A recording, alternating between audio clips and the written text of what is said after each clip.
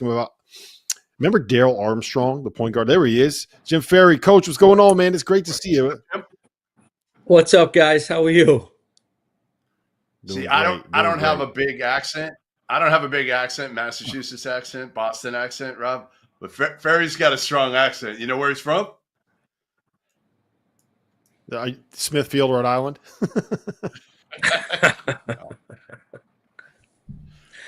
I've tried to lose that accent over the years. How you guys doing?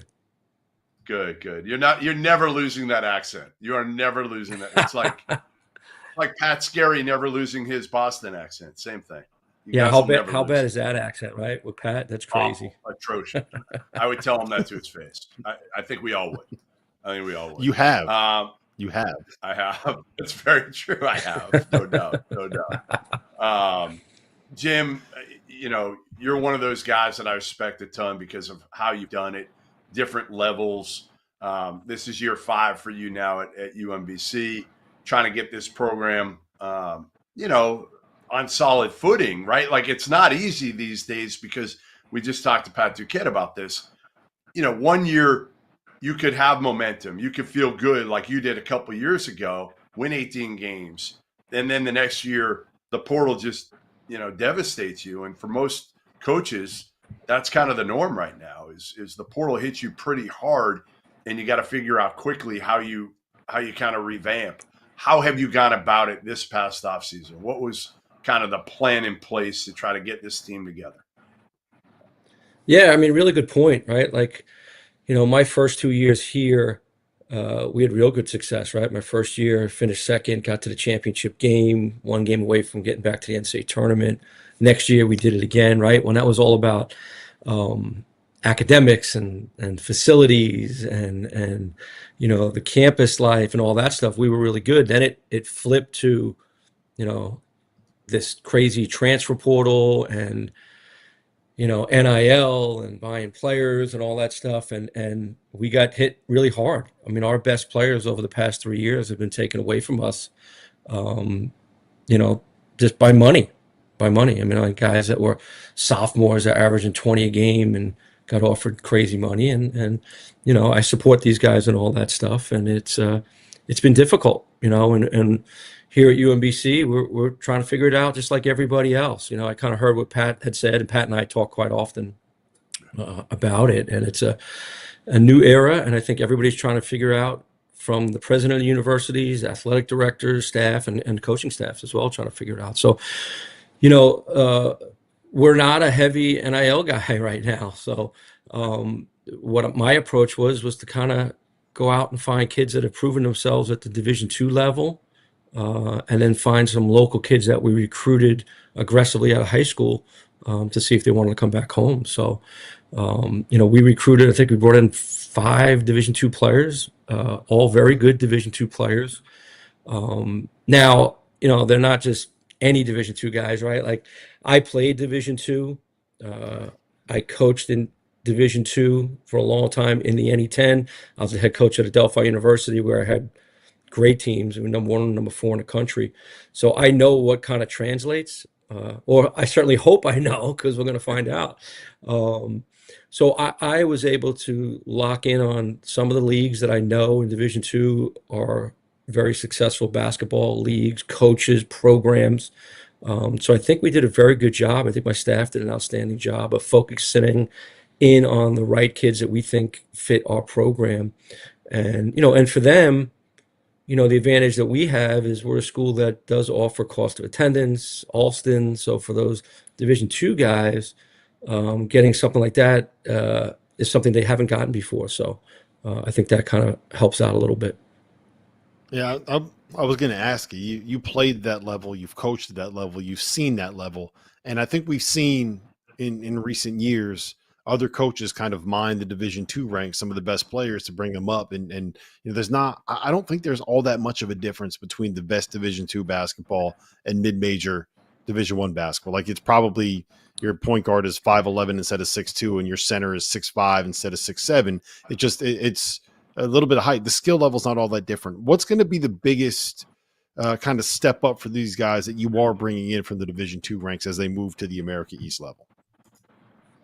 I think just the wear and tear, the travel, longer seasons, the summer access, all that stuff. And Mhm. I've been talking to these guys about that. But, 2 years ago, you know what? I'm so old now, right? I've coached at every level. So Division 2, Division 3, all this stuff. But a couple years back, we took a kid, Colton Lawrence, from Bentley College, or Bentley University now, Jeff, right? Where I worked for a long time for Jay Lawson. He was an all-league player, and he was our leading scorer. You know, last year Marlon Short was a Division 2 player, had an outstanding year for us. So, but I think the biggest thing is the travel. I think the biggest thing is the longer seasons. And understanding how much they really have to take care of their bodies, and then the physicality. Did the games a little bit more physical, especially in the fact that the front court's a little bit bigger, a little bit more physical, and you're playing all these up games against the ACC, Big East, and stuff like that, which you don't do at the Division 2 level. So I think that's it. Otherwise, they're really good players, man. I mean, the guys that we brought in, they're blossoming really well right now. So you got Josh back, first team all-league guy. We're talking about all these new guys, but at least you got somebody back that you feel good about, right? I mean, a guy that put up numbers, that was productive for you guys, have been at Columbia before. What's going to be the biggest difference maybe in his game from last year to this year? Yeah. First of all, very fortunate, right? We had to go through the waiver process, and it took all the way till mid-August, no, till like the beginning of August to even hear back from the NCAA, which was kind of crazy. But having Josh back, having Ace Valentine back, right? Those are two guys that have played significant minutes in this league. Very fortunate to have that. Josh has just expanded his game. By the end of the year, he was playing 35 minutes a game. Outstanding leader, rebounder. He's expanded his versatility, playing a little bit more on the perimeter. But just having Josh in the program again with his personality, his leadership, and his experience has really helped a bunch of new guys understand how we do things. We had a scrimmage yesterday, and like any scrimmage, it was good, it was bad, it was up, it was down. And as I'm watching the tape last night, I get a text from Josh, and just talking about how much that he really likes this group and how good he feels about what we can achieve this year with this group. And that's just sometimes you get texts after these scrimmages from kids, why didn't I play, or why didn't I this, or, but to hear from Josh about how excited he is, that was great to see. That's his leadership. That's good leadership. It really is. It really is. And I'm really fortunate. Not a lot of people have it, Jim. Like, that, like, how rare is it to have not only a guy back that's done what he's done in the court and been productive, but there aren't many great leaders out there anymore. Vocal. Oh, well, he's, great leader, just a beautiful person. Like, everything you want in a young man is Josh. And listen, man, we have not had a bad practice on a bad day. This group, for bringing in 9, 10 new guys, I don't even know how many new guys we brought in, talk about how competitive, how hard, how coachable. Like, it's really been, it's been awesome. It's been enjoyable every day. Now, are we great at everything yet? Nope, we're getting there. But, when you have a group of guys that are playing really hard and really trying to do what you want as a coach, it's really been awesome. I think maybe, I guess, I don't think we've had a bad day. And hopefully it won't show up. Jim, is part of it, do you think that they're grateful for some of the things that you mentioned before, a little bit of the money, but more so the opportunity to play Division I basketball? Do you think that's a big part of this? Well, Jeff, that's a great point, man. I think some of the guys, are Division 2, so some of them might be grateful. I called us in a jokingly way the other day in practice, and I said, hey, guys, we're almost like a bunch of misfits, all of us, starting with me, right? Yeah. But we have a bunch of guys that played at Division 2 that now have an opportunity to play Division 1. They have something to prove. We have some Division 1 transfers that maybe were highly ranked recruits or hyped up and went to a place and it didn't work, so they haven't gotten on the court to the level that they want. They have something to prove, right? Then you got some guys, the returners in our program, that we didn't have a very good year last year. We thought we were going to be better and we didn't. They got something to prove. So I think they're all, but on top of that, whether it's NIL, whether it's money, whether it's transfer portal, me, Jeff, I'm not changing, man. I'm taking good people, good kids, and we're going to build it together. And that's why every day is really enjoyable to be around these guys, because my staff did a great job. We put together great kids that fit. And I actually think we're going to be pretty good, man. I usually don't say stuff like that, but I like this group. They really fit who I am and who we are as a program. So it's exciting. All right, we got to end with something fun here. All right.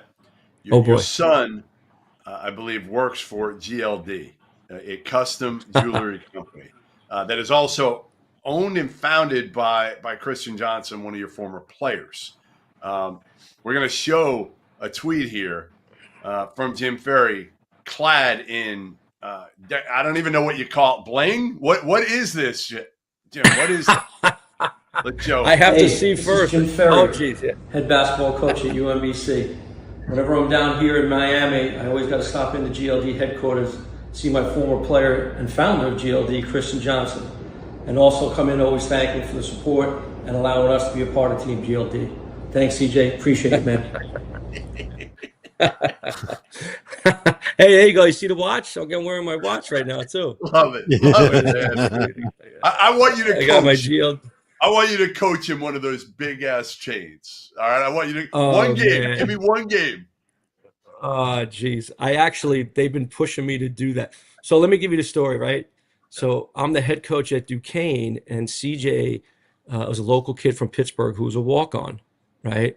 And we had some talented guys, so CJ didn't play much. But at that time, my son was younger, and he would sit on the end of my bench for every game. So he would sit next to CJ, and they would, became friends.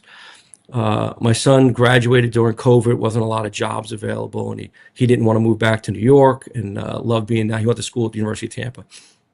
So he reached out to CJ, like, hey, do you have a job or anything? And CJ's like, hey, man, you know what? Your dad gave me an opportunity. I'll give you an opportunity. So he hired my son as just like a gopher, 30 grand a year. And then he's become like the guy. He's in charge of all NIL. He's in charge of all celebrities. And GLD, like Christian, it's a $100 million company right now. Forbes 30 under 30 considers it the Nike of custom jewelry.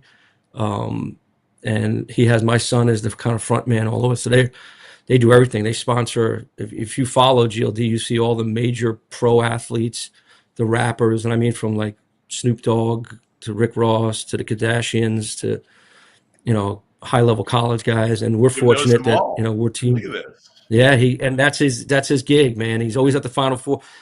I'd always go to the Final Four, and always the coach. I always bring my two sons with me, and the coaches always used to know me. Now they know my son James. They're always looking for him for a deal to do something, and so the company's doing well, and we're fortunate. Every recruit I deal with now, like, is either wearing it and stuff, and they know who it is. So it's kind of unique, and they take care of us. We do have that big chain as our dog of the day chain, and they are trying to get me to get. I have all blinged out stuff at home and watches, and they want me to wear it one day. I don't know, I'm just too old, man. You gotta do it. One after like a big win. You know what you got to do, Jim. You know what you got to do. You got to change the name from UMBC to UGLD and find a way to be able to get them to fund everything. They do help us with some NIL stuff with our guys, with the jewelry and stuff like that. And we're working on it. We're trying as a university to figure all different avenues out, because it's a never ending time. And I think our administration here at UMBC, that they want to do it right. They really do. So I think we're taking our time to evaluate things, and because they want to make sure that we're doing right by our athletes here. Well, it's great to hear from you, Jim, and it's great to see videos of you wearing $100,000 chains or whatever it is with all the diamonds. I will tell you this: never let Gummy get his hands on that stuff, because there is a 100% chance that something will get broken if you allow him to touch anything that is that valuable. We don't even let him touch the cameras that we have. No cameras. Here's what you hear: all the stories now of these kids with NIL that have these chains that are worth a ton of money, and I've already heard multiple stories of how they've been robbed or something in an airport. It was stolen. Listen, that's why I don't wear one. Otherwise, I would have one on right now. I got my old Yeah. traditional old man, There you go. crucifix and all that stuff. But it's all good. It's all There you good. go. There you go. Great seeing Well, you, Jim. Jim, Appreciate it, man. great to see you, man. Best of luck this season. All right. Sounds like you do enjoy your team. So we will be Great. following along for you. Appreciate you, Jim. Thanks, guys. I appreciate you guys doing this for our league too. Of course. Big time stuff. Yeah. Thanks, Thanks, guys. Jim. See you Take soon. care, Thank you for man. having us.